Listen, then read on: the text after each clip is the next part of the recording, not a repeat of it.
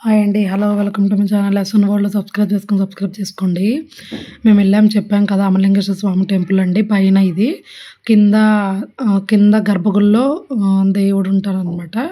ఇదిగోండి ధ్వజస్తంభం దగ్గర దీపాలు కూడా వెలిగిస్తారు. ఇది పూర్తిగా వరండా ఇట్లా ఉంటుందండి మొత్తం. ఇక్కడ కూల్ డ్రింక్స్ అన్నీ కొబ్బరికాయలు అవన్నీ అమ్ముతారండి. పూజకు సంబంధించిన సామాన్లన్నీ కూడా మొత్తం ఓవరాల్‌గా.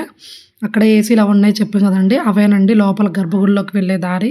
కిందకి కొంచెం మెట్లు దిగి ఎళ్ళాలండి కిందకొచ్చేసి. ఇలా స్టెప్స్ దిక్కుంటా. చాలా ఫేమస్ అండి ఇది. ఇక్కడ ఇది దైద నుంచి ఒక 4 కిలోమీటర్స్ అంటే గురజాల నుంచి ఒక హాఫ్ అన్ అవర్, 20 మినిట్స్ అలా పడుతుందండి టైము. మీరు గూగుల్‌లో సెర్చ్ చేసిన అమలింగేశ్వర స్వామి టెంపుల్ అని చూసుకోవచ్చండి.